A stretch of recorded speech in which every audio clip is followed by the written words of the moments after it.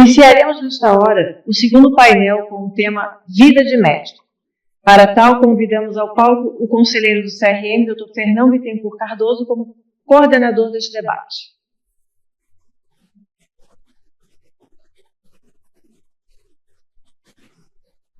E como secretário, o conselheiro Dr. Viriato João Leal Cunha.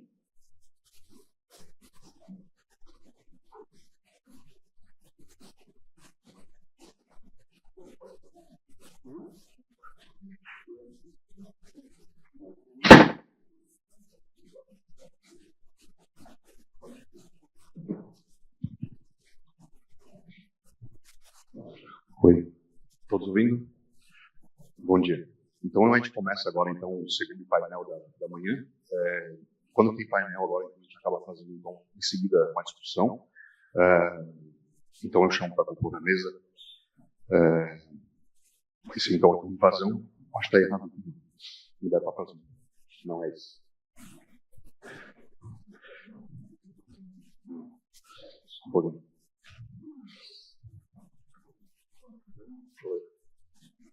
Tá. Não, sim, é. Então, para compor a mesa, então, eu chamo o Dr. Alexandre Ferreira, ela, para compor a mesa. Também chamo o conselheiro Dr. Marcos Zaleski, psiquiatra. E chamo também o Dr. Fábio Firmino Lopes.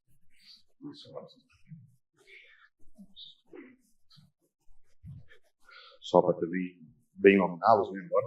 Então, o Dr. Alexandre Ferreira Bela, médico psiquiatra, coordenador e professor do Núcleo de Saúde Mental do curso de Medicina da UNSUR, Pedra Branca. Dr. Marcos Zaleski, médico psiquiatra e conselheiro do CRM, doutor em Ciências Médicas pela Universidade Federal de São Paulo, Unifesp, mestre em Farmacologia pela Universidade Federal de Santa Catarina. E o Dr. Fábio Firmino Lopes, graduado em Medicina pela UFR, e médico psiquiatra e psicoterapeuta em Florianópolis desde 1989. Foi conselheiro do CRM de 2003 a 2023. Então, para iniciar, podemos começar com o Dr. Alexandre Ferreira Bela, com a palestra Burnout em Médicos Não Civis.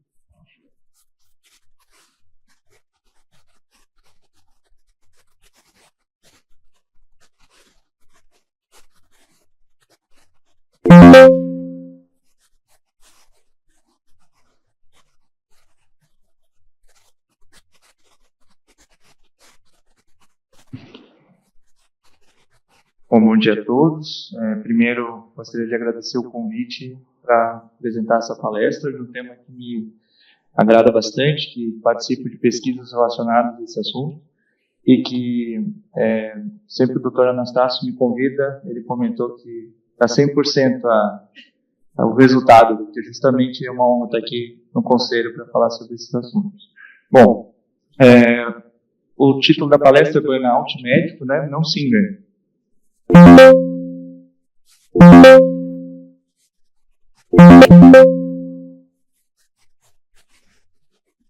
Bom, introduzindo o assunto, a falta de estrutura e de insumos é um dos fatores que pode trazer prejuízo à saúde mental do médico.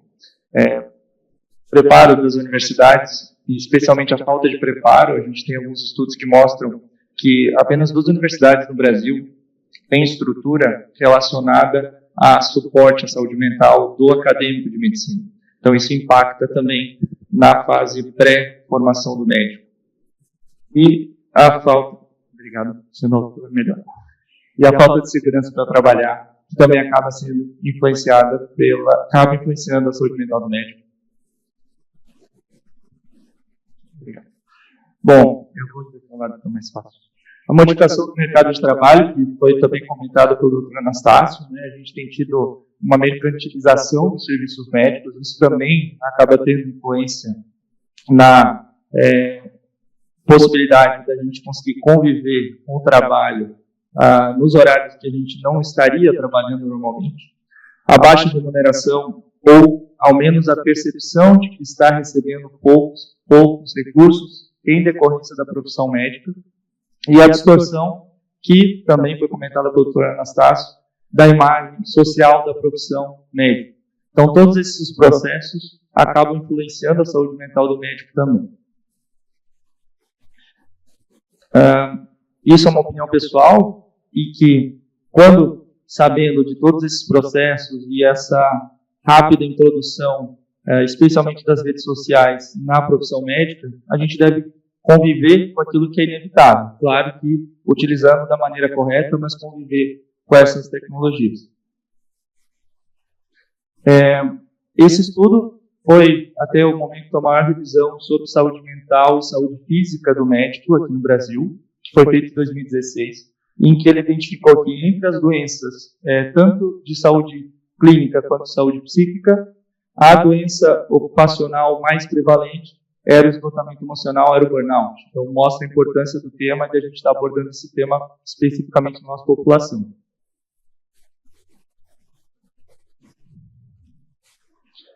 Bom, o burnout ele pode ser definido por 3 conceitos. São 3 domínios que Maslow trouxe pela primeira vez em relação ao quanto o trabalho, especificamente o trabalho, pode acabar influenciando na saúde mental de qualquer indivíduo. Dentre esses 3 domínios, a gente vai ter a exaustão emocional, que por si só, ela tem a explicação do que significa, ela pode gerar sintomas tanto físicos quanto psíquicos, não só sintomas psíquicos, né, como sintomas semelhantes a uma crise ansiosa. A gente vai ter também o conceito de deixa eu voltar aqui. Volta o slide, por favor. Obrigado.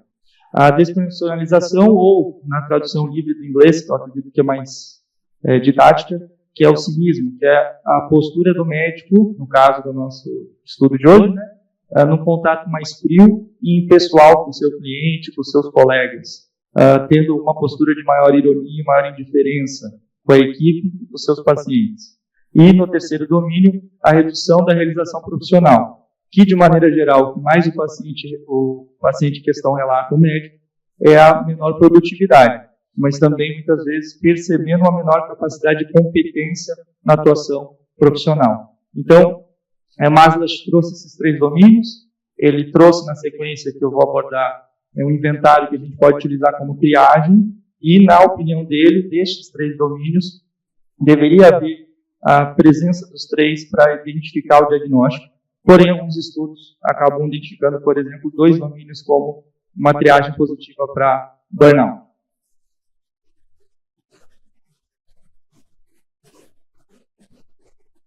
Então, esse é o inventário de Maslow. Ele é composto dos 3 domínios, como eu comentei, e ele vai ter uma pontuação e, quando positivada, justificaria a investigação e avaliação pelo profissional habilitado.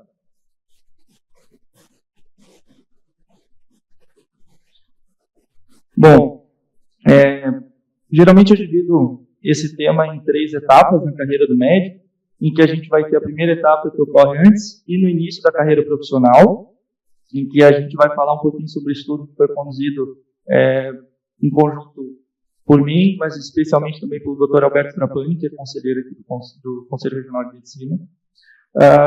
Os impactos na saúde mental na metade da carreira, que tem algumas particularidades de especialidades específicas, e, por fim, no final da carreira, o Dr. Fábio vai comentar na palestra dele. Quanto ao início e antes do início da carreira, nós fizemos esse estudo, publicamos na Revista Brasileira de Ginecologia e Obstetrícia, agora nesse ano, que ele avaliou residentes, né, de ginecologia e observou que, da população de residentes, havia uma taxa de burnout de 41,3%, que traz a importância desse tema e a correlação significativa entre o risco de depressão naqueles pacientes que triaram positivamente a partir da escala de Maslow para burnout. Portanto, a gente precisa abordar esse tema, identificar ele em diferentes níveis de formação, em diferentes momentos da carreira do médico, mas especialmente na população de maior risco, que é a população mais jovem, como vocês vão ver a seguir.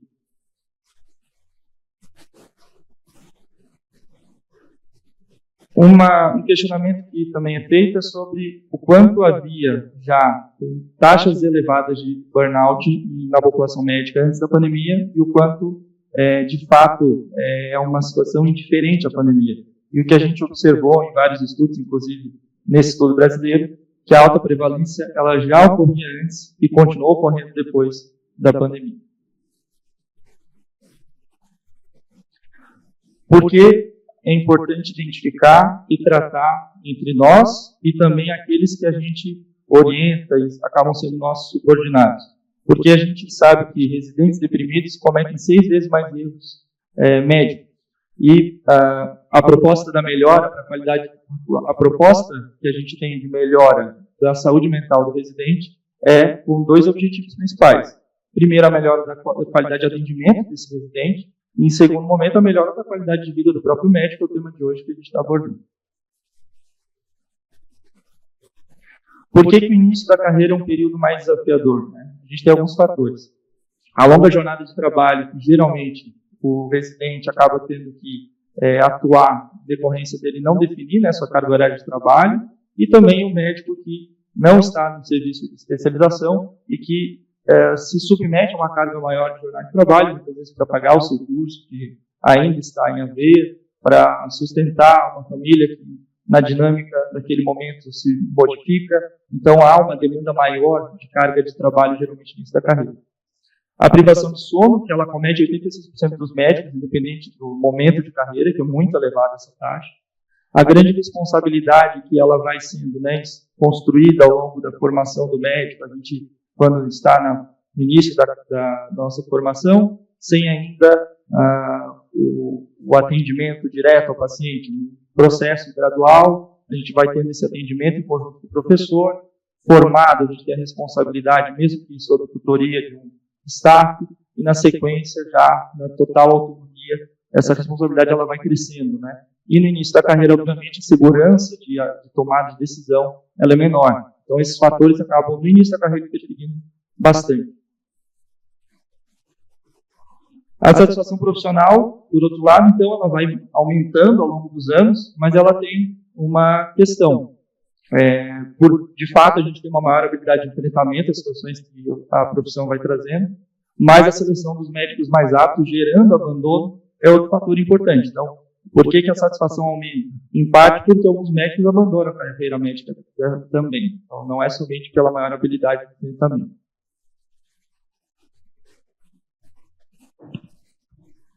Já no meio da carreira, a gente vai ter algumas especialidades que merecem atenção. Então, os estudos mostram que a satisfação profissional, específica à especialidade da clínica médica da pediatria, tende a reduzir ao longo da carreira, o que traz uma população de maior risco para um processo de esgotamento profissional.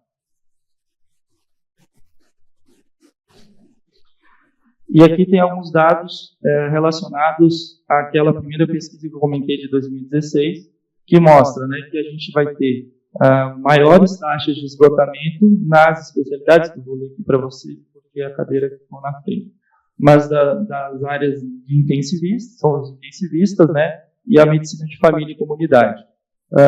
Tem um dado que eu acho que nós psiquiatras acabamos tendo mais contato, né, que as 2 especialidades que têm maior taxa de suicídio são a anestesiologia e a psiquiatria, porém elas estão entre as especialidades que, teoricamente, o estudo nos traz isso, têm menores taxas de esgotamento profissional.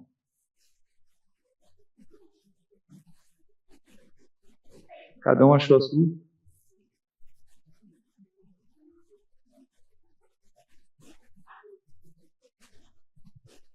Quais são os fatores de risco, então, que a gente deve buscar evitá-los naqueles que são modificáveis, né?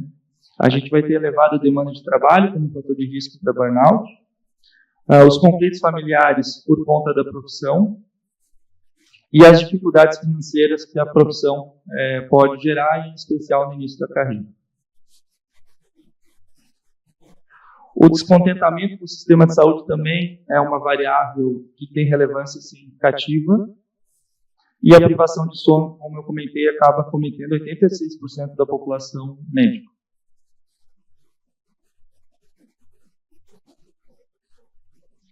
Outro ponto importante, quem atende médico, talvez Fábio, Marcos concordem comigo, é uma população que costuma chegar a nós já tendo feito algum tipo de tratamento por conta. E a estatística reforça esse dado empírico do consultório. 8,9% dos pacientes médicos que foram avaliados por um ano tinham feito uso de psicotrópicos por autoprescrição e 7,4% tinha sido feita a orientação do uso de um psicotrópico por um colega, mas não em ambiente de consulta, não no consultório, como deve ser feito.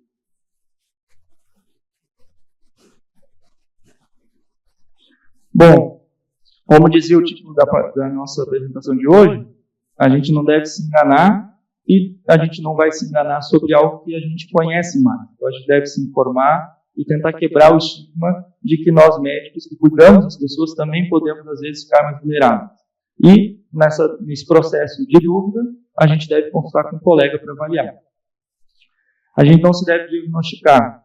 A gente pode, eventualmente, usar uma escala de triagem, positivando a escala, buscar atendimento. E aí, consultar com um colega. E a gente não se deve tratar, como eu comentei antes, e aí, com certeza, consultar um colega. Então, nesse processo de investigação, hoje o objetivo é a gente começar a quebrar o estigma e se informar sobre o que é burnout. Como prevenir? A gente sabe que algumas atividades de relaxamento, atividades que sejam fonte de prazer, atuam como prevenção para o esgotamento. A gente deve tentar sempre fazer o padrão ouro, mas nem sempre a gente consegue fazer o padrão ouro e entender que às vezes a gente vai ter que fazer o possível.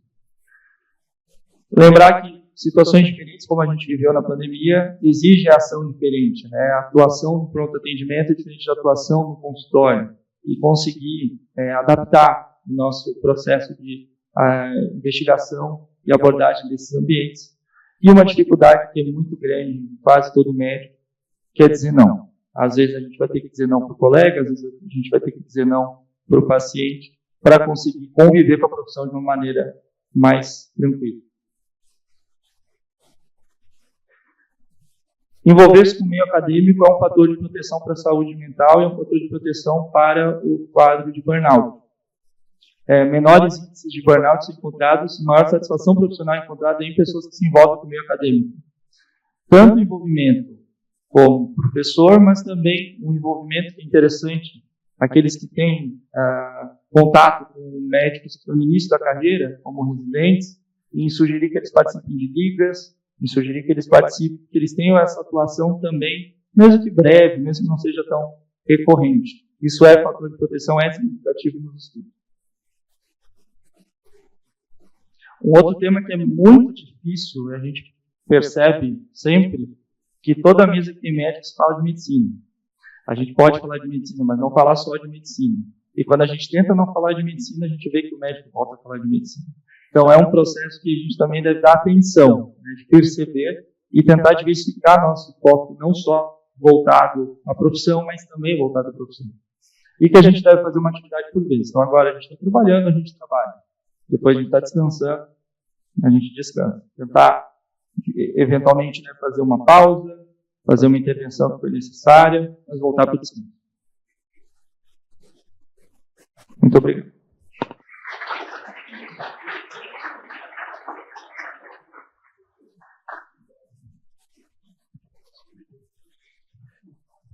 Agradeço ao doutor Alexandre. Então, para dar continuidade ao nosso painel, chamo aqui à frente o doutor Marcos Zaleski.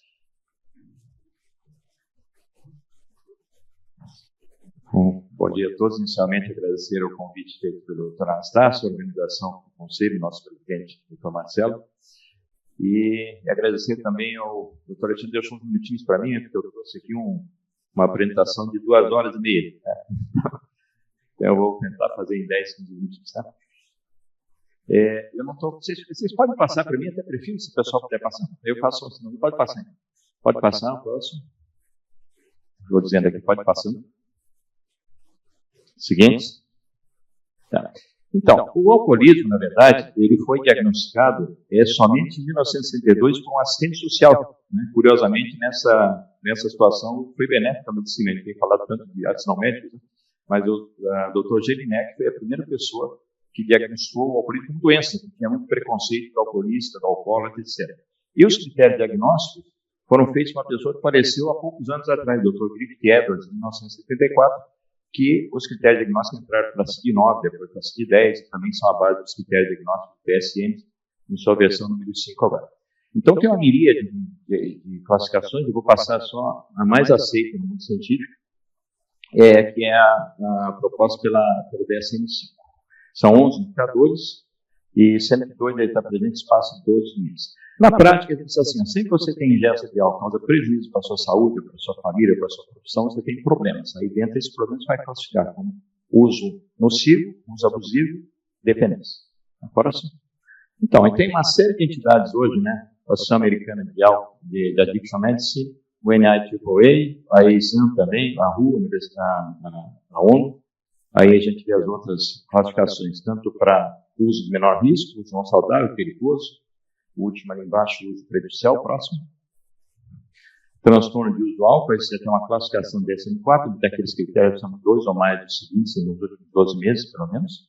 E uma coisa que é muito interessante, que é os episódios de bebedeira, que a gente não tem uma tradução para o português, que a gente usa como sistema, mas é o binge. O binge é um consumo de álcool que atinge alguns níveis, de 0,08 gramas por dl, em cerca de 2 horas. Então, isso ocorre geralmente em 4 doses para mulheres e 5 doses para homens. As mulheres que estão hormonal, elas têm uma circulação mais rápida do plasma, mais gordura, menos circulação plasmática, atinge mais rápido o cérebro, se intoxicam mais rapidamente. Próximo. Aqui o uso frequente, bebê pesada, e aí os critérios da CID-10 e da Organização, que é da Organização Mundial de Saúde, que está vindo já a CID-11 agora, que é para critério de dependência de álcool. Próximo. Próximo também. Tá. Então, aqui, em relação aos médicos, eu peguei, tem muitos estudos, a maioria deles não são estudos muito de peso, de impacto. Né? Então, eu peguei uma meta-análise, pode passar o próximo, e resumindo essa meta-análise, pode seguir. O que é que nós encontramos aqui? Desses estudos todos, 31 estudos envolvendo 50 mil participantes, mais ou menos 17 países, a gente observou um aumento de 2006 para 2010 e 2017 para 2020 de 16% para 26,8% de abuso, de problema de uso problemático de álcool entre physicians, entre clínicos. Né? E aí tem uma certa crítica, os estudos são muito diferenciados e são poucos estudos que você tem realmente uma segurança para afirmar que são estudos de qualidade. O que se observa também é que é bem mais comum em homens do que em mulheres, o que refere à tradição aí que vem tendo nos últimos anos. Nós tínhamos na década de 80, 15 homens para uma mulher, na década de 90, 7 homens para uma mulher, nos anos 2000 iniciais, 3 homens para uma mulher, e hoje entre os adolescentes a gente tem 1,2 homens para uma mulher fazendo abuso de álcool. Tá? Embora os homens consumam maior quantidade, a frequência é praticamente igual, as mulheres têm um comportamento muito próximo do uso de álcool em relação aos homens. Para a população geral. Aqui tem estudo da população geral no Brasil também. Esse é um capítulo que nós fizemos lá no livro do Dr. Ronaldo, do Dr. Raul Caetano. Então, a gente tem os estudos da Fiocruz, que é o Lenud, e tem os estudos da Universidade de São Paulo, da Universidade Paulista, da Universidade Federal de São Paulo, 2012 e 2006. Tá? Esse LENAD que nós participamos também, nós temos uma incidência de classificação de 4,6 para mulheres, para 0,6 para mulheres, e aumentou consideravelmente no segundo estudo, ali na questão do abuso do álcool, na dependência 13,6 para 3,4, e no segundo estudo nós tivemos 10,4 para 3,6. Tá? Então a gente teve até uma redução em relação ao LENAD 12 para o LENAD 6. Tá? Já uma diferença de metodologia interessante, você observa no estudo da Fiocruz 2005, 19%, contra 13% no da 2006 da Escola Paulista de Medicina, e já em 2005 a gente tem uma dependência 2,7 contra 14, na sua individual dependência contra 10,4 entre os homens. Né? Então a diferença metodológica é muito grande. Você vê a gente 2,7 para 10,4. Então, realmente, esses estudos são bem complexos nesse sentido. Nós acreditamos na taxa de 10,4 a 12,2, 12,3 a dependência entre homens e mais ou menos 7% da dependência em mulheres. Próximo. A avaliação inicial, a gente tem uma série de critérios para avaliar, mas geralmente são perguntas que vão ser feitas, medidas de 4 a 5 doses, mais chance de estar abusando. E se a família confirma, você tem que começar a investigar esse paciente. Próximo. Então, a gente observa sempre padrão de consumo, gravidade de consumo, e uma coisa muito importante que é a motivação para a mudança. Isso é muito comum entre os médicos. Né? Ainda ontem eu atendi um colega nosso, e a gente conversava com ele, disse, olha, não adianta eu querer te obrigar a fazer um tratamento, né? Você vai ter que tomar essa decisão. Eu posso te dar os dados, né? E os médicos são muito bons nisso. Os médicos se convencem quando te dá os dados do funcionamento do álcool no próprio organismo, no sistema nervoso central, o impacto no sistema cardiovascular, no sistema hepático, no sistema pancreático, no sistema renal, né? Então começa aquela represa de água, de líquido, né? O álcool é uma droga muito tóxica, então o corpo libera hormônio diurético para você excretar pelo rim. E aí você tem uma enxurrada de líquido o tempo todo, e você vai largando os tubos renais, e o primeiro sintoma é realmente uma dose de álcool por dia durante 30 anos pode causar hipertensão arterial, esse é o estudo francês. E, em seguida, você começa, então, a ter uma retenção também, um acúmulo no sistema porta, e você vai ter complicações tanto a nível hepático quanto a nível pancreático. Então, é muito comum diabetes mellitus no paciente alcoolista, como também esteatose, hepatite e cirrose. Depois vem invalidez esôfago, fora as complicações cardiovasculares, complicação intermitente, etc. Então, quando a gente começa a olhar e dizer isso ao paciente médico, olha, você está sendo enganado pelo álcool, né? Porque a única coisa que ele quer no álcool é a dopamina. Dopamina, a gente lembra das aulas de fisiologia, dopamina é o transmissor, junto com endorfinas e serotonina, que vai ser liberado depois de 3 ações básicas das espécies, né? Depois da obtenção da comida, depois da luta e depois da reprodução, depois do sexo. E isso, o álcool, ele libera a dopamina. Só que ele libera a dopamina de uma forma muito fraca. Ele libera um pouquinho de dopamina e passa. Depois ele libera o sistema GABA e o indivíduo relaxa. Ele quer a dopamina, não quer o GABA. Ele toma mais um bolinho, mais um bolinho, mais um bolinho, e aí ele vai acumulando o álcool durante a vida. O álcool é uma droga, assim mal comparando, como na história da Covid, né? É uma droga que não mata rápido. Não mata rápido, era 30 anos para matar um indivíduo, para comprometer a vida. Uma droga muito tóxica como um vírus, né? Um vírus muito tóxico, ele não se reproduz muito rapidamente. Próximo.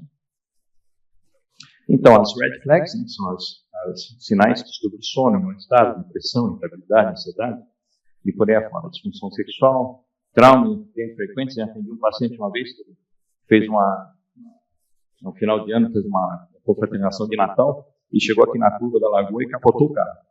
Estava bem alcoolizado. E ele não tinha autocrítica nenhuma, né? Aí eu tentei explicar para ele que aquele decreto a culpa não foi minha. O problema é que realmente eu bebi um pouquinho, me afastei um pouquinho da minha faixa, mas outro cara podia ter visto, podia ter desviado, né? Então, na verdade, ele não tinha nenhuma. O que é um problema do paciente alcoolista? Ele se apaixona pelo álcool, né? A dopamina é o neurotransmissor ligado às paixões. Então, ele gosta do álcool e troca muitas vezes o álcool pela família. Próximo. Escalas simples e rápidas, isso a gente usa mais assim, no dia a dia, né? O cage é o principal deles, né? Que é gaiola em inglês, que é down, não é guilt e eye-open, né? Então, alguma vez, você pergunta, alguma vez alguém já pediu para diminuir? Alguma vez alguém já te pediu, foi incomodado pelo fato de você estar bebendo? Algumas vezes se preocupado, alguma vez você teve que tomar um golinho de álcool de manhã? Geralmente ele responde, ele está observando, ele responde 2 positivas e nega 2, mesmo que ele tenha as 4 positivas. Mais de uma positiva é um sinal de que ele pode ser um abusador de álcool. Próximo. O AUT também é outra escala, que a gente vai passar rapidinho. Pode passar, esse é mais complexo um pouquinho. Esse também, o SADP, também pode ser aplicado. Ele é caracterizado por essa identificação padrão, no último episódio de uso, quantidade média, ambiente de consumo, frequência de meses. Tudo a gente faz no consultório médico. Se for uma equipe assim, estruturada de alcoolismo, universidade, ou um serviço de alcoolismo, você pode utilizar essa coleta de dados por uma assistência social, por enfermagem, mas o médico é que tem que estar na coordenação do serviço. No consultório, a gente faz esse tipo de questionário. Próximo. Diagnóstico também, os níveis de gravidade DSM-5, os indicadores também que estou falando. Muito importante é que não precisa ser simultâneo. Ele pode ser decorrência ao mesmo tempo de um diagnóstico positivo. Pode ter primeiro um sinal e depois um outro, né? 2 indicadores em qualquer momento nos últimos 12 meses para se fazer diagnóstico. Próximo. O estresse profissional, foi falado agora há pouco, né? Essa pressão do trabalho dos médicos, realmente, ele é uma situação muito desgastante. Ele contribui de forma significativa para lidar com o estresse. E o médico ele vai hoje para o álcool, não só para o álcool, né? Vai para o uso de outras drogas, a gente sabe no caso da anestesiologia, né? Porque você tem acesso aí aos opioides, né? Enfim. E o médico se autoprescreve muito benzodiazepínico também, mas a gente vai ficar na questão do álcool. Próximo. Então, a comorbidade hoje é muito difícil você ter um oculista puro, né? 60% dos pacientes têm algum tipo de comorbidade, né? Então, é a ocorrência de duas entidades diagnósticas no mesmo indivíduo, e reconhecer a comorbidade é importante. Você não pode tratar um paciente sem acompanhar ele tanto como clínico, quanto observar as comorbidades psiquiátricas, as comorbidades que ele apresenta. Próximo. Então, entre 30% e 80% dos pacientes com transtorno de álcool têm comorbidades sendo mais frequentes na forma de ansiedade, depressivo, humor, personalidade, hipertensão, hiperatividade, transtorno de personalidade. A questão do burnout eu não coloquei porque o Fernando ia falar, né, mas ele está dentro desse espectro da ansiedade marginal. Então, investigar tudo isso melhora. É muito importante, que dá uma grande diferença no desfecho de tratamento se você investigar a comorbidade e não tratar só a questão do álcool. Tá? Próximo. Como compreender a questão do estigma? Isso aí daria uma palestra, mas a gente vai passar um pouquinho mais rápido também. Esse é um grande problema. O médico alcoolista, talvez por ser uma droga liberada, ele não tenha tanto estigma assim, mas ele tem. Ele tem muito constrangimento de buscar um colega. Então, quando ele chega para a gente, ele já tentou se tratar de tudo quanto é jeito. Geralmente ele chega já com uma pressão da família. Ele já tentou se medicar, já tentou ir para um spa, tentou reduzir, tentou comprar um medicamento para reduzir o consumo. Enfim, ele não consegue. Aí, quando a coisa realmente complica, ele tem uma situação constrangedora, aí ele caiu na rua, ou deu um vexame qualquer, ou foi pego, alcoolizado, surpreendido, advertido no trabalho, aí ele tem buscado orientação. Mas a questão do estigma está muito associada.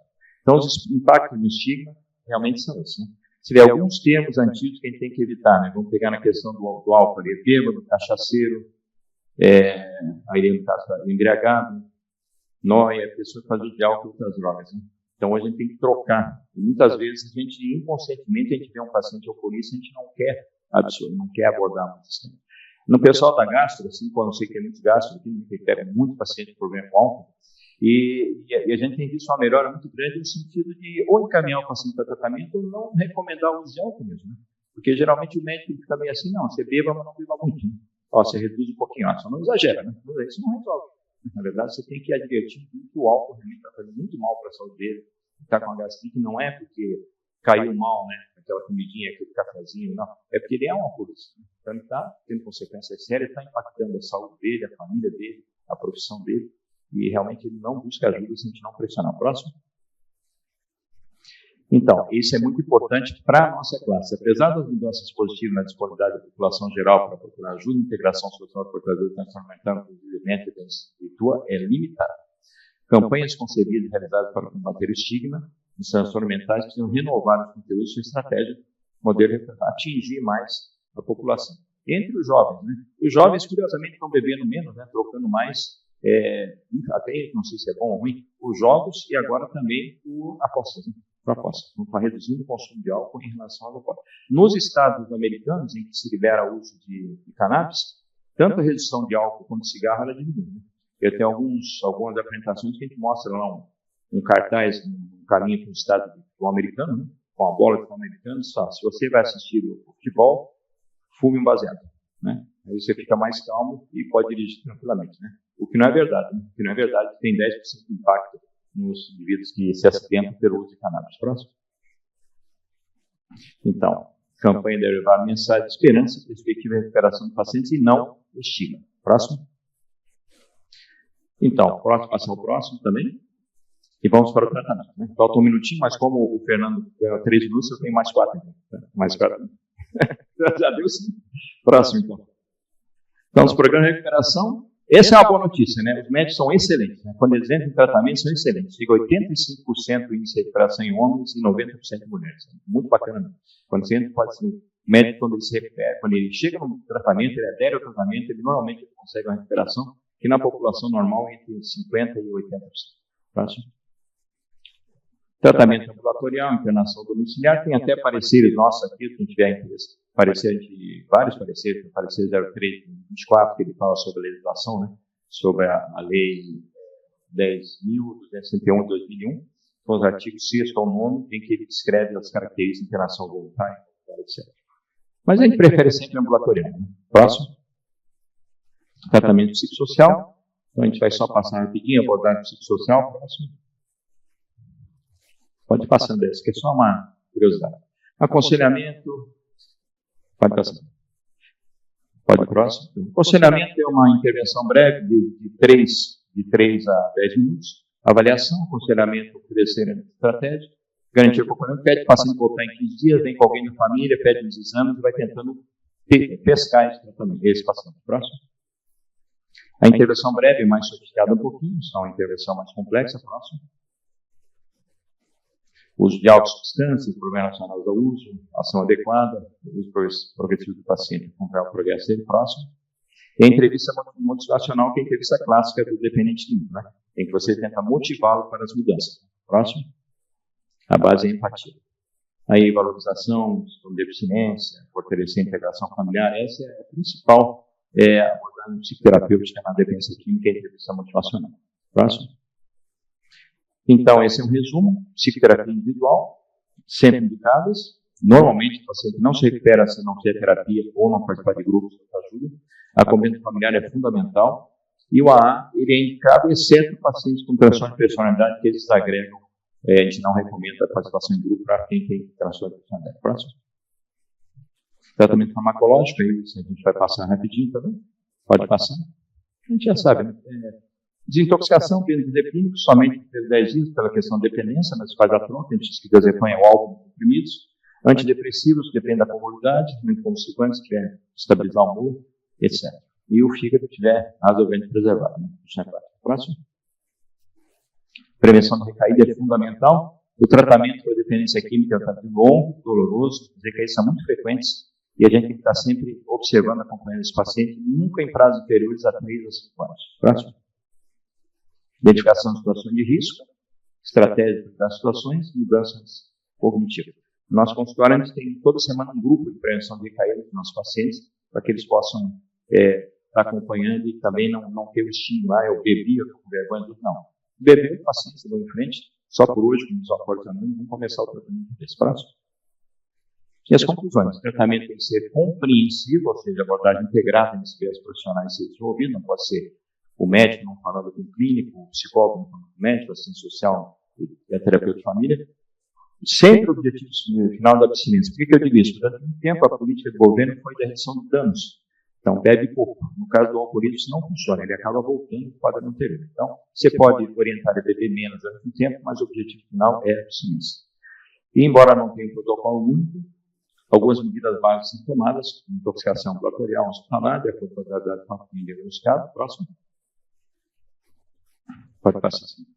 Os esforços na identificação em todos os níveis, não só com relação à abordagem psicossocial e farmacológica, no entendimento das bases neurobiológicas, que é uma outra coisa que está avançando bastante, visando melhores resultados clínicos, especialmente em pacientes com mortes. E sempre em mente uma frase que a gente diz para todos os pacientes: recuperação não é um processo simples, é um tratamento longo e doloroso, mas que vale a pena. Tá? Até atingir o chamado estado de cura. Não tem cura, mas tem um estado de cura que o álcool não significa mais nada na vida dessa pessoa. Depois de 3, 5 anos, ele faz. Se ele sumir de casa uma semana, a família vai achar que ele foi sequestrado, nunca vai achar que ele está no boteco. Né? Se ele sumir de casa até 3 meses depois de começar a recuperação, vai todo mundo no boteco. Né? Então é bem interessante como eles mudam, eles se tornam pessoas muito, assim, muito firmes, muito verdadeiras. É muito bacana esse tratamento do dependente de álcool, específico. Próximo. Só para encerrar agora, então, isso é um organogramazinho, né? Tratamento integrado com unidade psiquiátrica na transtorno de álcool, anamnese, entrevistas, testes, diagnósticos, intoxicação, e uma coisa chamada aliança terapêutica, muito importante, né? Farmacoterapia naquele cantinho, é o aliança terapêutica visando redução da resistência, maior aderência, acompanhamento, grupo de autoajuda e prevenção de recaída. Então, agradeço a vocês aí pelo tempo, também pela coordenação e não alternativa.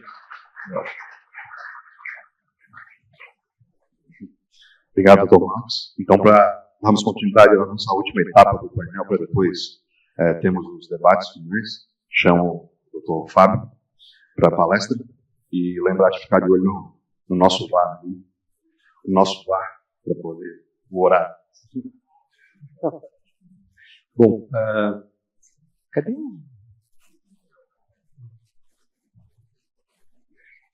Então, primeiro eu queria agradecer o convite do Anastácio para voltar aqui para casa, né, para dar a palestra, para comentar alguma coisa aqui. E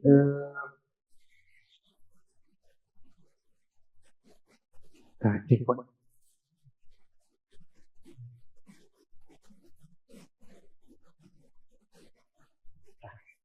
E também cumprimentar o Dr. Marcelo Reis pela beleza, e em nome do Dr. Marcelo, toda a gestão atual, pela beleza de auditório que construí aqui.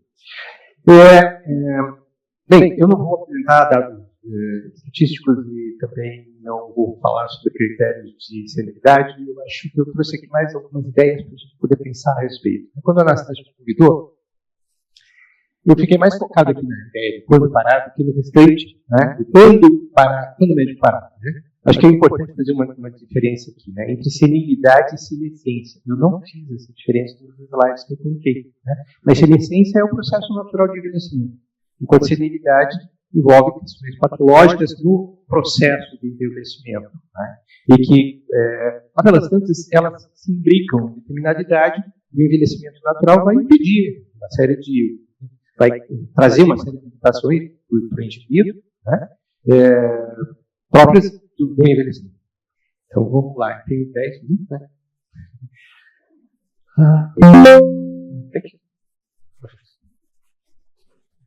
Para onde que eu vou? Tá. Então, a questão da, apesar de senilidade ali em cima, né? Eu queria comentar só rapidamente a diferença dos países desenvolvidos para os países em desenvolvimento em relação ao que é considerado idade, considerado idoso, a partir de que idade. Né? No Brasil, é considerado idoso a partir de 60 anos, em outros países, 65. Essa idade aqui no Brasil já está em discussão de mudança. Existe um projeto de lei que é passar a idade para ser considerado idoso, uma série de benefícios sociais, para 65 anos. Uma divisão aqui, né, isso aí a gente já vê hoje, né, a diferença dos idosos novos para os idosos muito idosos a partir de 80 anos. Só para ter uma ideia, aqui no último censo, né, nós temos 15,8% da população, em torno de 32 milhões de idosos nesse critério aqui, acima de 60 anos. Né? Então, a partir de 60 anos, estamos envelhecendo. Na verdade, a gente envelhece dos nasce. Não foi claro. Uma coisa importante que pode chamar a atenção aqui é em relação à qualidade de vida relacionada ao envelhecimento. Né? Por que a gente vive mais hoje? Tem a ver com a qualidade de vida, né? Tem a ver com recursos técnicos, tecnológicos e próprio problema de si. Né? A qualidade de vida está relacionada ao poder econômico e ao desenvolvimento social, basicamente. Né? Mas isso não é tudo. A OMS definiu em 95 que deve-se incluir a percepção do indivíduo de sua posição de vida no contexto da cultura e sistema de valores dos quais ele vive em relação aos seus objetivos, expectativas, padrões e preocupações. Quer dizer, tem um caráter subjetivo a questão da qualidade de vida. Isso vai ser importante também porque no processo de envelhecimento, por mais que o indivíduo tenha condições econômicas, sociais e profissionais satisfatórias, o próprio processo de envelhecimento pode trazer repercussões em termos mentais, né? Principalmente em relação a como lidar, a resiliência dessas perdas naturais do envelhecimento. Então, envolve equilíbrio de satisfação entre saúde física, atividade ocupacional e relacionamentos afetivos. Um balanço, né, um equilíbrio nesses aspectos, e eu acho que dois pontos importantes, que é a preparação para envelhecer e a preparação para a aposentadoria. Eu vou entrar na questão da aposentadoria, porque quando eu pensei, né, quando parar, né, eu vou falar isso mais adiante, mas a própria aposentadoria, o próprio parar pode ser pode ter efeitos deletérios no processo de envelhecimento do indivíduo. Né? O Erickson é um psicólogo na Alemanha e radicado nos Estados Unidos. Ele desenvolveu a teoria de desenvolvimento, criou a teoria de desenvolvimento psicossocial, ou seja, definiu fases de desenvolvimento humano relacionadas a crises vitais ao longo da vida. Né? Crises, por exemplo, o bebê, ele definiu lá 8 fases de desenvolvimento. A última fase é a fase de integridade versus desespero, ou seja, esse par de opostos, a gente vivencia isso a cada momento. Né? Ele fala que na criança, no bebezinho, a primeira fase, né, está relacionada à confiança versus desconfiança. Na segunda fase de desenvolvimento, aí, na criança, a autonomia versus vergonha e culpa, e por aí vai. Né? O que acontece na última fase, que na verdade vai ser 65? É onde a gente reflete sobre a vida, né? O que a gente fez, o que a gente deixou de fazer, o que a gente ainda pode fazer. Esse par de gostos, né, integridade versus desespero, caracteriza o seguinte, né, a questão do desespero envolve a percepção da passagem do tempo, a sensação de oportunidades perdidas, desesperança, nostalgia, tristeza, melancolia e por aí, né? Todo o desenvolvimento de quadros de comorbidades do tipo de depressão, o abuso de bebida e outras substâncias, versus a integridade. Quer dizer, uma outra maneira de lidar com o envelhecimento é podendo pensar na sensação de dever cumprido, sentimento de dignidade e orgulho, busca de novas formas de estruturar o tempo de vivenciar a preguiça. Né? Isso envolve, acho que era no outro slide, que tinha a questão da resiliência. A questão da resiliência. E a resiliência também. Porque depende da expectativa que a gente tem a respeito do envelhecer, e a respeito do que a gente fez, deixou de fazer. Quanto mais exigente a gente é, mais frustrado a gente vai se sentir pelo que a gente deixou de fazer. Então, o envelhecimento, no caso, é uma ferida narcísica, no sentido do que afeta a nossa autoestima. Né? O fato de se dar conta que a gente está perdendo, está chegando no fim da vida, etc. e tal, vai afetar o nosso narcisismo do ponto de vista aí, daquilo que tem a ver com a nossa autoestima, com a nossa imagem, com a nossa identidade. Por ser uma sucessão de perdas cognitivas, motoras, afetivas e profissionais, e todos os mecanismos de defesa que são ativados. Isso é importante também quando a gente vai entrar na questão do quando parar, né? Porque uma das defesas para evitar esse sofrimento psíquico, né, da ideia de que eu perdi, é a negação da passagem do tempo. Né? Então a gente vai ver, principalmente na senilidade propriamente dita, e aqui no Conselho a gente já recebeu diversas denúncias de médicos que estavam incapacidades de seguir trabalhando, feito toda a abertura de um procedimento administrativo, ele é avaliado para ver se tem mesmo, não tem condições, né? Mas a negação faz com que eu não aceite a minha dificuldade e as minhas limitações e queira continuar fazendo o que eu sempre fiz. Como é que está, meu? O processo de envelhecimento é um processo ativo, né? E, quer dizer, a postura diante da própria adolescência tem que ser eu me sentir senhor do que está acontecendo comigo. Né?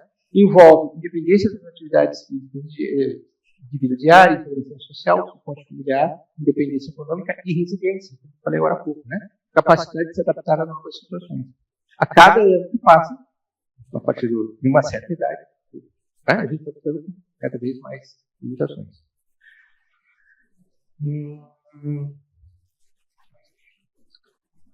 Isso é importante, falando da questão do trabalho, né? Todo idoso precisa ter condições, na medida do possível, de levar uma vida feliz, interessante e útil no seio da sociedade e isso inclui atividade profissional assegurada pelo próprio estatuto do idoso. Né? Então, quando a gente pensa quando parar, né? É importante que se possa pensar que o médico tem que ter, comentar depois, atividades. Todo mundo, né? A questão da aposentadoria compulsória, e isso envolve também a determinação de quando, a determinação imposta de fora, né? Que o médico não pode seguir trabalhando, né? Ou pelo suspário, ou por, como eu falei agora, do procedimento administrativo do conselho, né? Isso a gente tem que levar em conta também o dano que isso pode causar. O próprio ato, a própria impossibilidade. Né? Opa. Então, quando se pensa em aposentadoria, só isso vale no médico, mas de uma maneira geral, ela em si pode causar danos físicos e mentais no indivíduo. Quando eu trabalhei na Polícia Militar durante 25 anos, o que acontecia? A aposentadoria lá, na Polícia Militar de 30 anos, começava a ser cedo, às vezes tinha gente de 48, 50 anos, estava se aposentando. E se não havia preparação para a aposentadoria, o que fatalmente acontecia era desenvolver doenças psiquiátricas. né? Uso e abuso de substâncias, quadros depressivos, fora conflitos conjugais, conflitos familiares, né? E a partir dos últimos anos que eu estava lá, se criou não lembro o nome do programa, mas era justamente de preparação para a aposentadoria. Né? Um ano antes de se aposentar, o policial militar tinha que entrar numa atividade de grupo terapêutico, para programa de terapêutico, para trabalhar sobre a questão da aposentadoria. É importante levar em conta a redução gradual do trabalho, a questão da civilidade dos médicos. A gente tem uma profissão interessante, né? Porque a gente pode parar de trabalhar a hora que a gente quiser. Isso não é definido por ninguém, não ser pelo próprio médico. Né? E por isso a importância de pensar que o próprio médico pode não ter condições de perceber quando está em condições de parar. Levar em conta também que atividades de lazer e entretenimento elas não são suficientes para ocupar o tempo. Né? A gente pensar que o médico trabalhou 35, 40, 45 anos, né? Em funções assistenciais, né? Estando atendimento, atividade de maneira geral, e de repente parar de fazer isso, né? Isso é traumático propriamente. Né? A ideia é sempre pensar numa limitação progressiva da atividade. Né? Quer dizer, por exemplo, uma característica que talvez a gente possa depois nos debates pensar, né, é que existe uma outra repercussão que ocorreu agora sobre o processo de envelhecimento, que é a competitividade dos colegas. Né? Os médicos mais antigos vão deixando de ser lembrados. Né? E isso também repercute na questão da autoestima. Né? Então, aqui, se levar em conta, na hora de pensar em reduzir a atividade, se isso pode não ser, não querer reduzir, pode não ser resultado de uma negação do processo de envelhecimento. Né? Às vezes, o querer reduzir também pode ser patológico, né? Pode ser um desestímulo, pode estar, e a gente tem sempre que considerar a questão de quadros depressivos associados ao não desejo, não é trabalhando, né? E a questão de condições financeiras desfavoráveis. Às vezes, parar de trabalhar, ou diminuir a atividade profissional, envolve, às vezes, perdas financeiras e que, se não houver um preparo para isso, pode também repercutir desfavoravelmente no psiquismo do sujeito. A questão que a gente estava falando agora há pouco, quando o médico não se dá conta de que precisa diminuir ou parar de trabalhar, né? Aí há necessidade de intervenção de terceiros, familiares ou colegas, conscientizar o médico da periodicidade da redução e adaptação do trabalho às suas limitações. Né? Pode não conseguir trabalhar, mas pode exercer outras atividades, por exemplo, de docente, né? Transmissão de conhecimento, experiência agregada à sua carreira. É aquilo que eu falei agora há pouco, né? Se o médico trabalhou 35, 40 anos,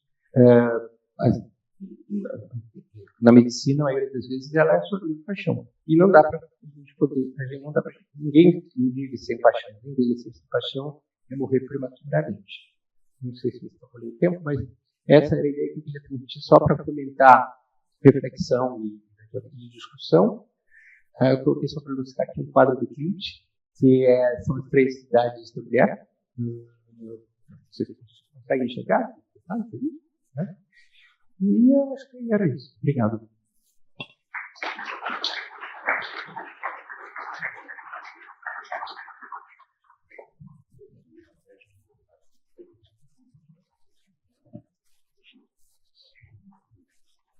Então, para darmos continuidade, então, peço para que todos subam de novo à mesa.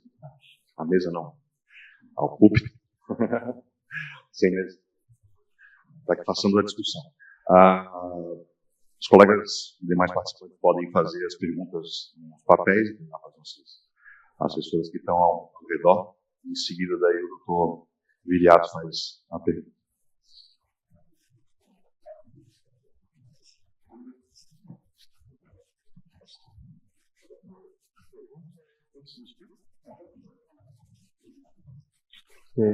Bom dia a todos. Parabéns pela mesa. Tenho duas perguntas. Uma para o colega Alexandre. Né? Muitas vezes a gente vê a fórmula da felicidade em relação a perspectiva e realização. Então, eu vejo que essa perspectiva e alcançar essas realizações, elas são muito marcadas com a condição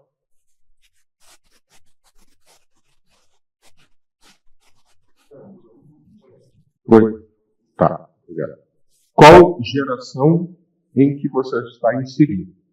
Então, pelo menos a minha geração, a gente tinha uma perspectiva, a maioria das pessoas da minha turma, muito menor, em decorrência da profissão, posição social e o próprio envelhecimento. Com isso, a grande maioria estabelece uma situação, apesar de todos os problemas, uma relação de felicidade e aceitação interior. O que eu estou querendo dizer? Essa condição do entendimento do burnout e da felicidade, ela vem inserida com um aspecto geracional. Então, em que também, muitas vezes, o médico da minha geração vai ter muita dificuldade de entender a um médico de uma outra geração que vem, como a geração Z, em que as perspectivas dele, de repente, são muito maiores que mim. E isso gerando uma condição de sofrimento. Então, isso entra dentro da perspectiva, estrutura familiar. Geralmente, na minha geração tinha 3 filhos, agora tem um só. Então, gostaria que tu comentasse essa parte em relação a isso. Aí depois outra pergunta, começa um pouco longa, eu faço o que eu falo. Bom, sem dúvida há diferenças geracionais, né? Se a gente for definir aquela classificação mais clássica do Baby Boomer, geração X, Y, Z, a gente vai ter diferenças quanto a aspectos facilitadores dessas gerações e aspectos que trazem dificuldade para cada uma dessas gerações. Por exemplo, há uma dificuldade maior em gerações mais antigas com relação à dificuldade de expor suas dificuldades, a dificuldade de baixar a guarda e aceitar que está num momento de maior vulnerabilidade, que não significa fragilidade. Então, a pessoa está num período em que ela precisa de um olhar maior para si, não necessariamente é uma pessoa fraca. Enquanto que gerações mais recentes têm, como, por exemplo, uma dificuldade de se exigir e se colocar em situações de mais demandas sem que a resiliência acabe interferindo. Então, como o Fábio comentou, a gente pega esse termo da física, de resiliência, a capacidade do material tortar sem quebrar.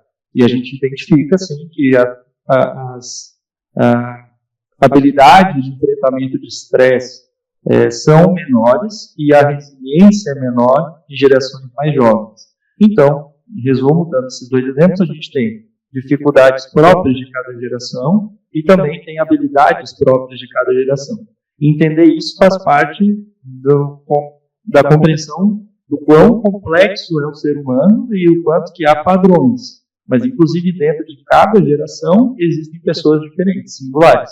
Pessoas que vão ter um padrão de comportamento de uma geração mais antiga, às vezes trazendo valor dos pais, dos avós, a depender de quem os educou, em que cultura eles foram inseridos. Existem características psicossociais que acabam interferindo em por que cada um lida de uma maneira, mas a gente vê padrões geracionais também.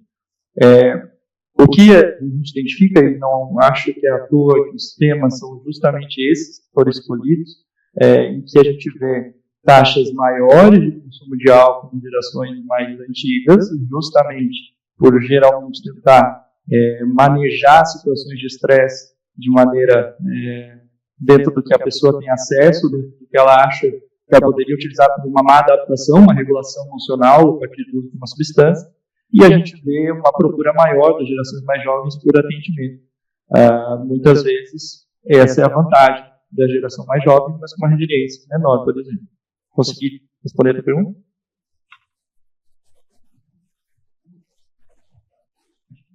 Esse momento de debate é fundamental, é muito importante, mas para que todos possam participar, eu peço que a gente faça pergunta. Claro que cabe a breves comentários, mas que os comentários sejam realmente breves. O foco é a pergunta.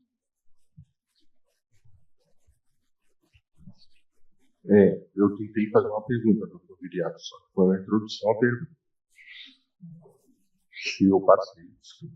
Em relação ao doutor Fábio, leio o gancho dessa própria pergunta, a gente vê exatamente em várias mudanças na época de idade, desafios significativos. Isso está ligado à mudança. O mais difícil, digamos, que seria a última mudança. Nessa última mudança da relação da resiliência à aposentadoria, não entraria também a aceitação de um processo que a gente nega no Ocidente, que é a perspectiva da morte e de fim, e com isso, essa última etapa, ela nos vincula ao medo e uma falta de educação do enfrentamento da morte no Ocidente.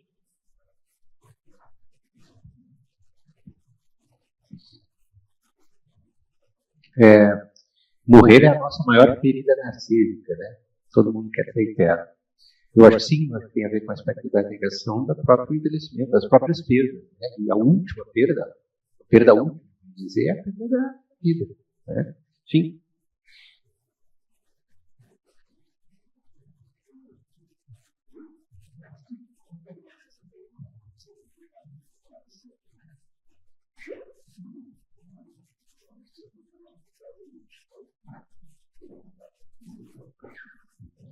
Bom dia a todos, doutor Fernão. Cumprimento essa distinta plateia e aos palestrantes. Eu sou Eliezer Menezes, de Blumenau, especialista em medicina de família e comunidade, e hoje atuo no CAPS da cidade de Gaspar. Tentarei ser breve. Teria largos comentários a tecer, excelente painel. Gostaria de um comentário dos nossos psiquiatras sobre a atuação de clínicos não especialistas, como eu, sendo convidados a trabalhar em CAPS e tratando questões como o alcoolismo, inclusive entre colegas, burnout, no outro ambulatório que eu faço, tratando 2 colegas nesse momento. E gostaria de questioná-los se temos dados atuais sobre o percentual de médicos aposentados no estado de Santa Catarina. Obrigado.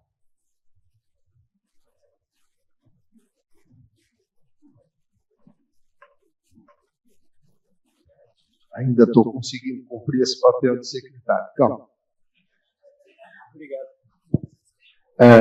Primeiro a última pergunta, né? Eu fiz um sinal aqui para o Anastácio e eu acredito que não tem estatística de quantos médicos aposentados existem em Santa Catarina ou no Brasil. Né? Eu não sei se o CFM tem isso. Recentemente teve uma pesquisa, eu até pensei em fazer, mas depois acho que não cabia, não queria falar, né? A distribuição de médicos por faixa etária no Brasil. Né? Enfim, mas em relação à aposentadoria, não. Quanto à outra questão, eu acho que o também daqui apresenta exatamente isso, né? As 3 fases, o próprio Alexandre colocou, as 3 fases da vida do médico, né? O início, o meio e o fim. Né? E as 3 têm suas peculiaridades, as 3 envolvem aspectos ligados à perda, né? A primeira fase, né? A fase do médico novo, de se deparar com as limitações inerentes ao sistema, inerentes à profissão médica. Né? A gente entra na faculdade com aquela ideia de que eu vou atender todo mundo, eu vou salvar todo mundo, eu vou revolucionar o mundo, e vai descobrir que não é bem assim, principalmente a resistência. Né? E ao longo dos primeiros anos de vida. Então, isso, por exemplo, como o Alexandre apresentou, é um dos fatores que leva ao burnout. Né? A insatisfação, a frustração. Né?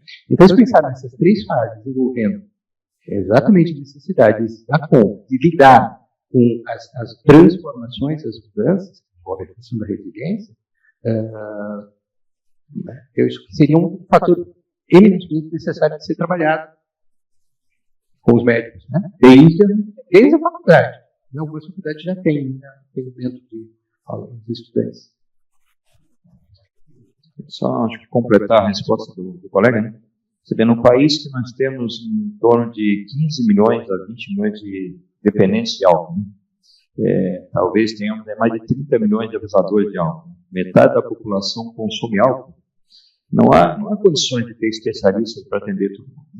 Então, a gente, claro que o indivíduo clínico, ele tem que ter o bom senso e entender pelo menos os mecanismos breves aí de aconselhamento breve, entrevista motivacional, intervenção breve e aconselhamento, para que ele possa fazer a triagem e aí sim referendar esse paciente para um especialista achar necessário até para uma internação.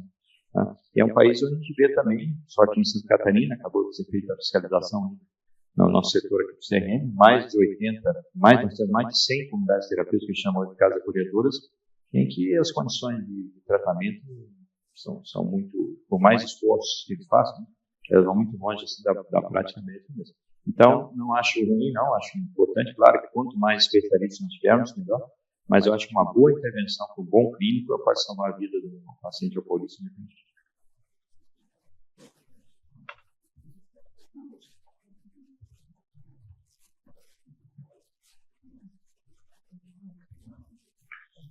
Bom dia a todos.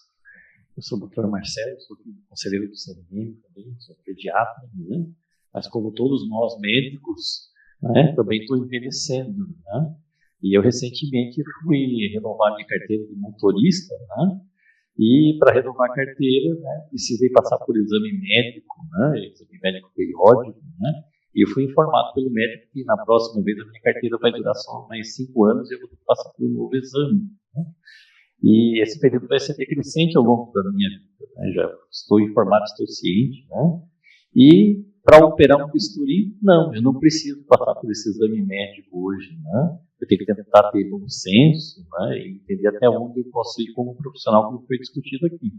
Mas a minha pergunta ao Dr. Fábio é se nós não deveríamos progredir por uma realidade que a condição médica do médico para praticar a medicina deveria ser avaliada periodicamente, após uma determinada idade.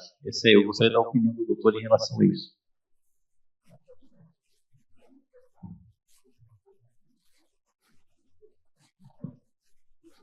Justo a mim, como responder? Eu acho que seria bem interessante, né? Acho que isso acaba acontecendo de uma certa maneira e como eu falei, né, acaba chegando no conselho denúncias de médico, inclusive dever do médico, né? Denunciar ao CRM colegas que estejam, artigo 57 do Código de Ética, que estejam não exercendo a medicina dentro do... Não só ligado à questão médica, né? Mas também a questão da habilidade, capacidade profissional.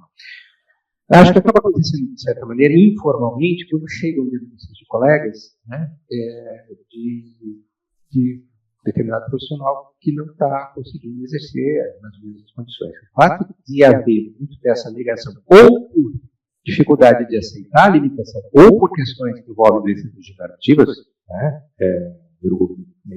de perda de cognição, enfim, é extremamente necessário que isso aconteça. Só que cria uma antipatia, né, com os colegas. Já recebi, na época que eu estava no conselho, de colegas descrevendo situações de amigos, às vezes, que não tinham condições de estar operando. Né? Não só pela questão motora, né, da acuidade visual. E aí eu acho que entra isso, porque nós não temos também no sistema de conselhos, né?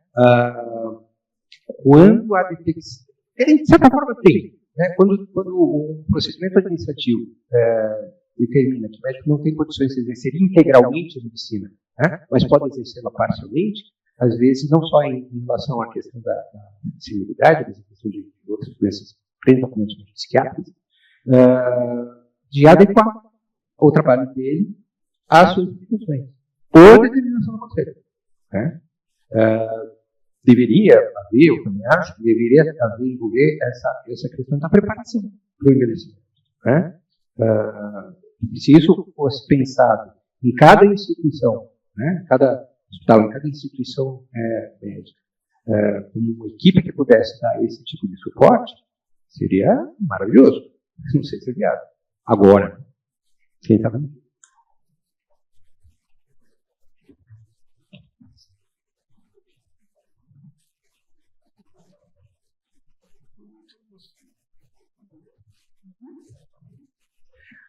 Bom dia a todos. Eu sou Lígia Brigman Peters, sou conselheira aqui do CRM e sou hematologia. Uma questão que me passa sempre, até por vivência, por experiência própria, é o quão a revolução digital provoca ansiedade no meu dia a dia. E o quanto às vezes isso me faz pensar em parar o trabalho, porque não consigo seguir tudo o que acontece. Queria ouvir a opinião de vocês sobre isso. Como é que a gente se adapta a tudo isso, envelhecendo, e, obviamente, com todo esse estresse e essa necessidade de você estar o tempo inteiro conectado, respondendo dúvidas, demonstrando que você está in e não out.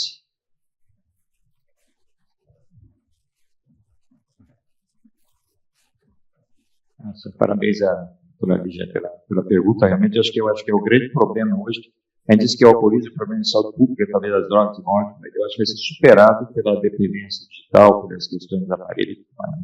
Então, a gente tem, nós, que ainda pegamos uma geração que pôde amadurecer o nosso córtex pré-frontal sem influência digital, né? Eu acho que a gente precisa se defender bastante. Eu vou colocar alguns exemplos. Por exemplo, todos os nossos pacientes que têm ansiedade e depressão, eu recomendo, podem pôr, recomendo, a primeira coisa, usar o Instagram somente para questões profissionais. Né? Somente, jamais para lazer. Né?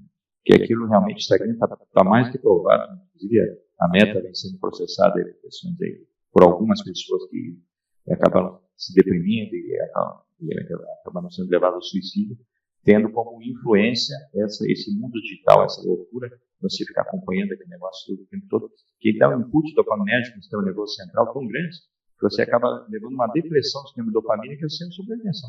Quando a gente falou do impulso da morte, da vida narcísica, né? A dopamina, ela deixa o indivíduo naquele segundo ali, como se fosse mortal. Porque na hora que você tem dopamina, você não sente nada. Está feliz, desliga todo o sistema de defesa, o corpo está relaxado, está feliz. Então, imagina você tendo isso o tempo todo. Né? Porque eu já tenho casos agora de uma pessoa que eu não atendo o filho, né? É uma pessoa que tem um filho imerso no metaverso. Né? Então, ele vive dentro do metaverso. Então, a gente está vendo coisas absurdas. Assim. Então, realmente, a gente tem como médico que se defender. Então, eu por exemplo, terceirizo muito as informações do WhatsApp para minha secretária. Ela tria, me passa algumas coisas, né? Respondo a maioria das coisas por telefone, né? E tem um limite de atendimento. Eu deixo o celular parado, né? E eles reportam à secretária. Aí a secretária paga o preço. Já a emergência madrugada, ela me aciona no telefone dela, acaba né? Porque senão a gente não dá conta realmente. Então, acho que a gente precisa estabelecer começo, meio e fim. Né? Começo, meio e fim para conversa, para consulta, para tudo, dar os limites para os pacientes. Depois de determinada hora, não atende realmente. Eu, por exemplo, passei, não sei se é urgente.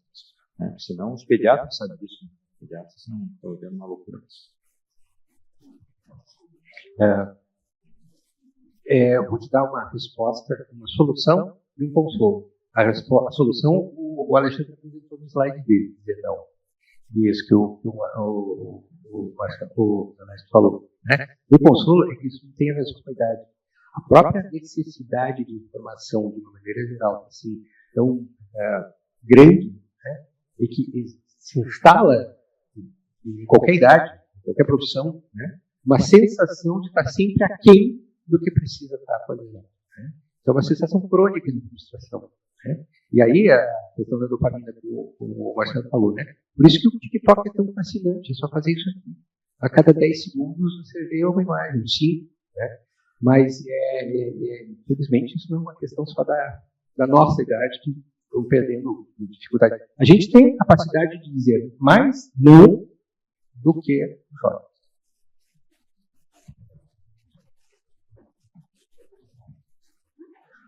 Eu concordo e responderia as duas falas dos colegas e vou complementar que a gente se adapta se adaptando. Então, a situação que a gente vivia antes, ela era diferente e a gente tinha que ter uma conduta diferente.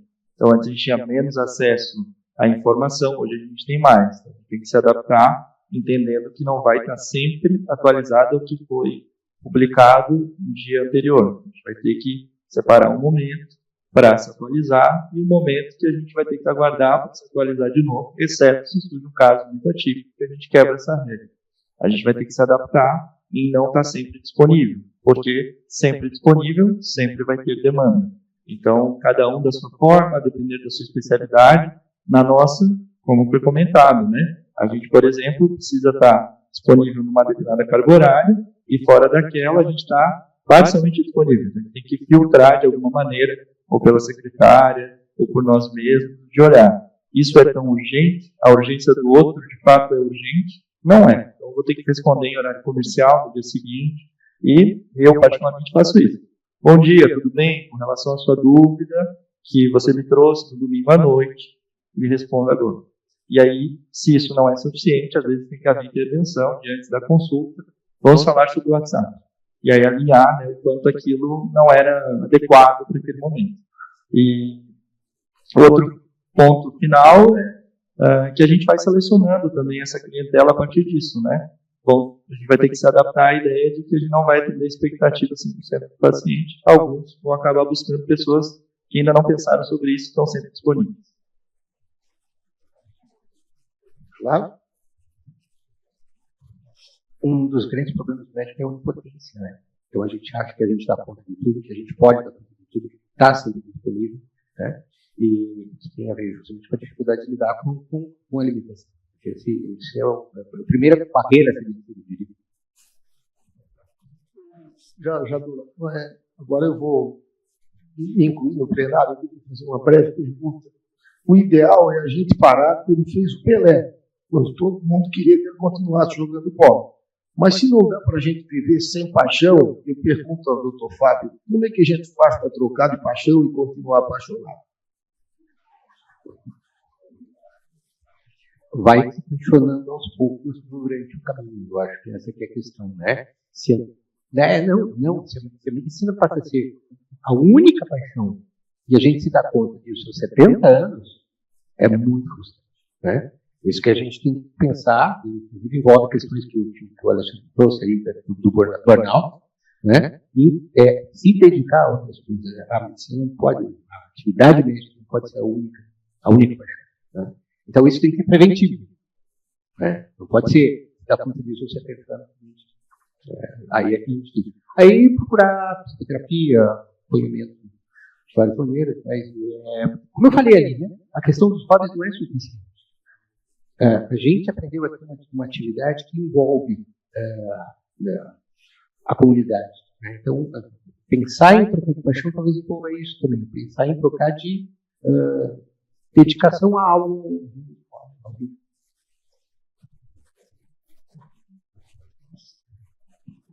Vou trazer uma contribuição que não é minha, uma contribuição de Sêneca, que é um filósofo romano, que ele dizia que a melhor fase da vida, no livro dele, que fala sobre a brevidade da vida, é a fase em que a pessoa se aposenta, porque ela tem a oportunidade de passar seu conhecimento para o outro, ela tem a oportunidade de dividir as vivências dela, porque ela pode, a partir da aposentadoria, fazer isso. Antes ela não tinha tanto tempo para fazer isso. Então, se a gente olhar de outra perspectiva, a gente pode também pensar dessa forma. Cada fase tem um momento de perda, mas um momento de ganho. Se a gente consegue ir se adaptando a essa realidade, a gente consegue viver ela mais da vida.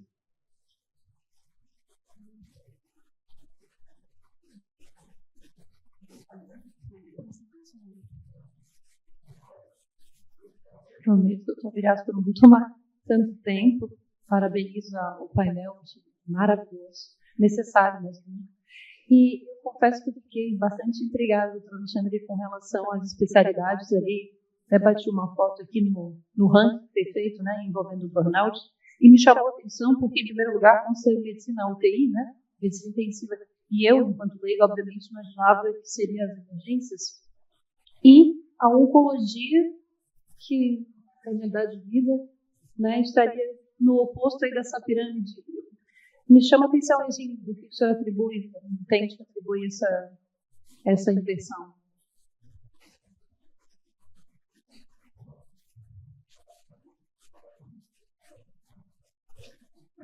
empiricamente a gente pensa dessa forma, né? E até uma questão que chama a atenção, que a posição seguinte é o médico de estratégia de saúde da família, que seria quase que o oposto à área de atuação, né? Uma atuação mais frequente e uma menor intensidade, né? Mais próximo do paciente. Cada área tem sua característica, né? Então, o intensivista ele vai ter a vivência da perda constante e o quanto esse impacto talvez seja relacionado à idade. Teria que ver o quanto que essa variável corrigindo a idade pode ter um nível elevado, por exemplo, na oncologia, no médico que tem menos de 10 anos de formação, enquanto o médico de estratégia de saúde da família tem esse impacto maior no meio da carreira, como eu mostrei ali no estudo, corrigido pelo número de anos de formação. Então, cada um com sua justificativa, esses seriam os porquês, né? E algumas áreas têm adaptações. Na oncologia, às vezes é possível se envolver num grande serviço em que você consegue ter menos a função assistencialista, a estrutura permite que a carga ao longo do tempo vá diminuindo. Intensivista, geralmente não, ele tem que estar ali durante a atuação, né, como médico assistente, talvez mexendo muito pouco na sua carga horária. Tem essas possíveis causas.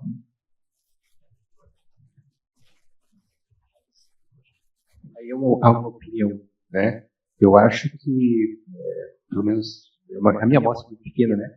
Mas as pessoas os oncologistas que eu conheço, eles têm um envolvimento com espiritualidade muito maior.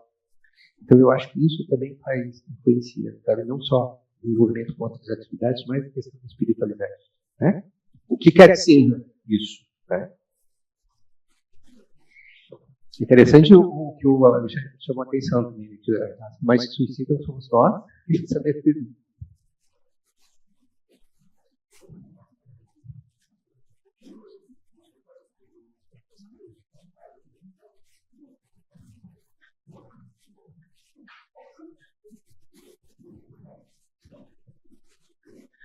Bom dia. Meu nome é Carlos Taquei, eu sou anestesista na cidade de Pomerode. A minha pergunta é a seguinte, é sobre o burnout. Então, a gente sabe que o CRM não se mete em questões trabalhistas, né? Mas, assim, hoje sabemos que a nossa realidade como médicos, somos contratados como pessoa jurídica para prestar serviço. Então, gostaria de saber se existe algum parecer, alguma resolução nesse sentido do CRM em relação à jornada de trabalho desse pessoal que presta serviço em pessoa jurídica. Porque pessoas físicas, via CLT, a coisa é bem estabelecida, né? E hoje a gente vê que uma das causas do burnout mesmo é o excesso de jornada de trabalho. E como a gente é prestador, a gente tem que entregar o serviço, né? Então, às vezes, são jornadas de hora que ultrapassam a própria nossa condição humana de aguentar. Então, eu queria saber se o CRM existe algum parecer em relação a isso, de limite de hora. Seria isso. Obrigado.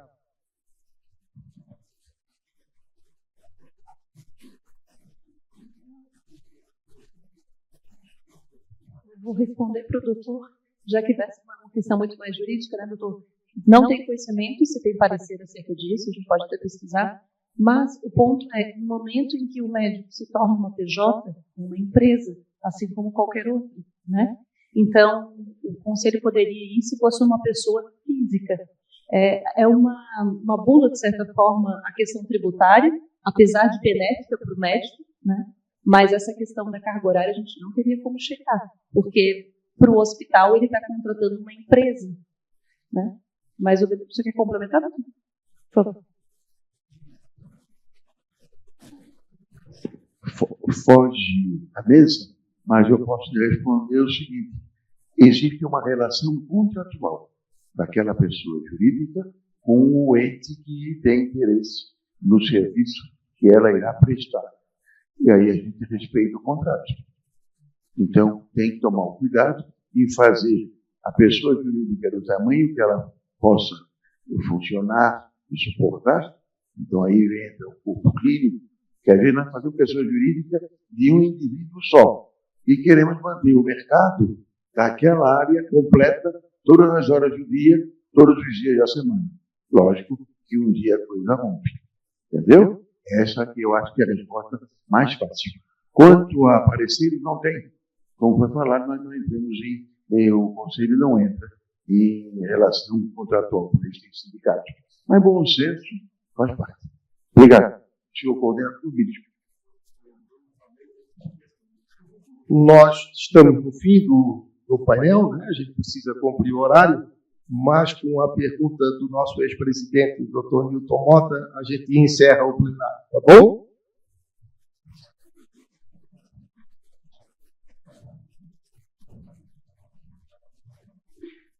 Bem, meu estimado ex-presidente da CM, Newton Mota, ex-conselheiro, ex-presidente desta casa. Fico muito alegre de estar aqui com vocês hoje, não é pergunta, é um elogio a esse conselho, aos componentes da... Vamos chamar de mesa, então. Eu não vou perder a mania de brincar no exercício da medicina, aos 52 anos de médico completo, esse ano, dia 1º de dezembro. Eu descobri uma excelente maneira de encerrar, meu amigo Fábio, a medicina, talvez, se não for o mais velho, um dos mais velhos aqui na sala. E, brincando ou não, o meu sonho é ter um motorista de nível superior. Eu consegui um que é um advogado da Unimed. Veja que maravilha. Para apresentar a doutora Maria, que nos fez uma visita em Blumenau, uma bela palestra. Gente, eu acho que nós, mais velhos, eu fico muito triste quando não vejo nenhum ex-presidente aqui, com exceção do Vicente, que é conselheiro. Então, nós, médicos, envelhecendo, devemos continuar prestigiando as nossas entidades, nosso conselho, sindicatos, enfim. É a única forma de nós nos manter unidos. E aí, encerrando lentamente a medicina, como eu estou fazendo. Parabéns a todos vocês, obrigado pela oportunidade de falar.